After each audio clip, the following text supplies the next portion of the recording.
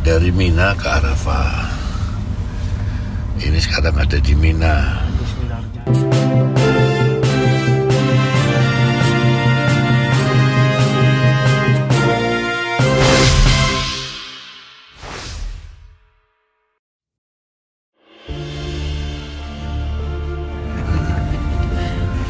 Dari Mina ke Arafah. Ini sekarang ada di Mina. Sambil menunggu persiapan wukuf di Arafah, saya membaca kiriman file PDF putusan MK nomor 52/PUU/2022, yaitu putusan terkait judicial review atas pasal 222 Undang-Undang Pemilu yang diajukan DPD RI dan Partai Bulan Bintang. Ada yang menarik jika kita cermat membaca kalimat demi kalimat dalam putusan tersebut. Di halaman 74 dari putusan sebanyak 77 halaman itu tertulis salah satu pertimbangan majelis hakim terkait materi gugatan. Dikatakan begini, saya copy paste sesuai dengan aslinya. Mahkamah menilai argumentasi pemohon 2 didasarkan pada anggapan munculnya berbagai ekses negatif seperti oligarki dan polarisasi masyarakat akibat berlakunya ketentuan pasal 222 Undang-Undang Nomor 7 Tahun 2017.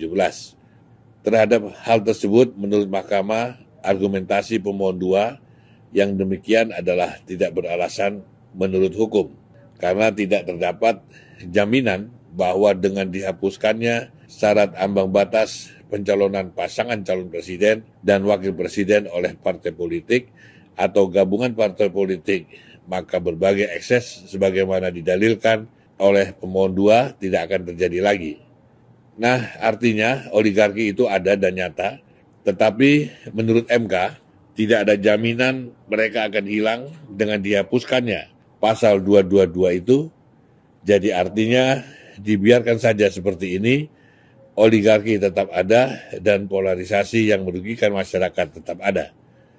Jadi upaya kita dalam puluhan elemen masyarakat lain yang telah mengajukan judicial review atas pasal 222 dengan semangat untuk meminimalisir kerugian rakyat yang timbul akibat pasal tersebut yang ditolak oleh MK, karena bagi MK tidak ada jaminan dengan dihapusnya pasal 222 itu lantas kerugian yang dialami rakyat akibat adanya oligarki dan polarisasi akan hilang.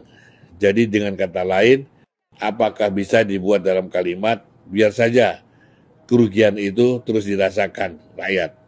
Inilah yang disebut oleh banyak tokoh, termasuk Yusril Iza Mahendra dalam tulisan barunya, bahwa MK bukan lagi menjadi the guardian of the Constitution dan menjaga tegaknya demokrasi, tetapi telah berubah menjadi the guardian of oligarki. Saya hanya mengingatkan kita semua, terbentuknya negara ini memiliki tujuan, dan tujuan itu dituangkan dalam pembukaan Undang-Undang Dasar Negara kita, di mana salah satunya adalah untuk memajukan kesejahteraan umum, mencerdaskan kehidupan bangsa, dan seterusnya.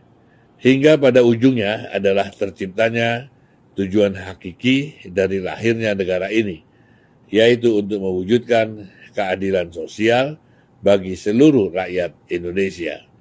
Untuk mencapai tujuan tersebut, dibuatlah konstitusi dan undang-undang sebagai petunjuk dan pengikat bagi aparatur negara.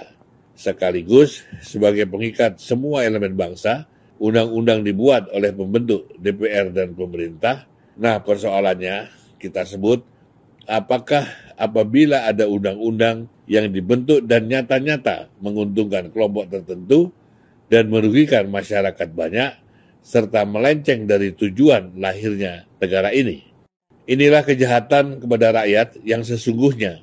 Inilah kejahatan kepada pemilik kedaulatan yang sah di negara ini. Inilah kejahatan yang dibiarkan tetap ada karena dianggap upaya untuk mereview undang-undang tersebut bukan jaminan kejahatan yang merugikan rakyat itu hilang. Waraskah kita sebagai bangsa